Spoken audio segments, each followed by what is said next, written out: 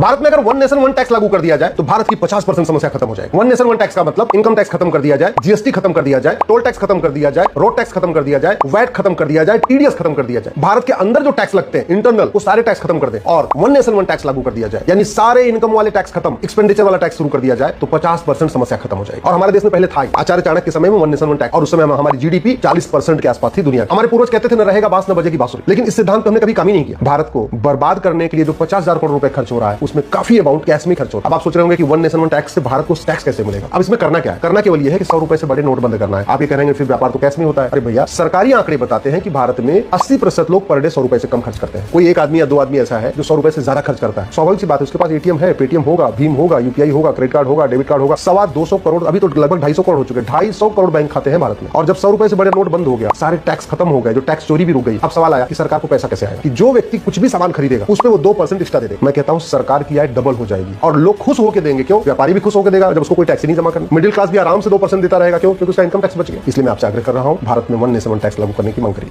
अंग्रेजों ने एक कानून बनाया सन 1860 में इस देश में। उस कानून का नाम रखा है Indian income tax act. Hindustan के इतिहास में मैंने बहुत ढूंढा, कोई एक राजा ऐसा नहीं मिला जिसने कभी इनकम पर टैक्स लगाया। इस देश में तो ऐसे राजा हुए जो कहा करते थे कि इनकम को कभी भी टैक्स मत लगाओ, टैक्स लगाना है तो खर्चे पर लगाओ। एक महान व्यक्ति हुए इस देश में जिनका नाम था आचार्य चाणक्य। उनका कहना था कि जिस राज्य की प्रजा पर कर ज्यादा होता है वो राज्य भिखारी होता है। वो कहते थे कर लगा के राजा के हाथ में ज्यादा पैसा देना बहुत बड़े खतरे को निमंत्रण देना है। राजा का दिमाग कब खराब हो जाए और कब आपके दिए गए कर को वो बर्बाद करना शुरू कर दे, आप क्या करेंगे?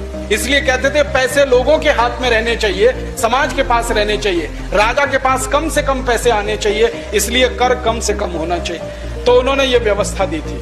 परिणाम जानते हैं क्या हुआ? जितने साल चाणक्य इस देश के प्रधानमंत्री रहे, भारत दुनिया में सोने की चिड़िया जैसा देश था।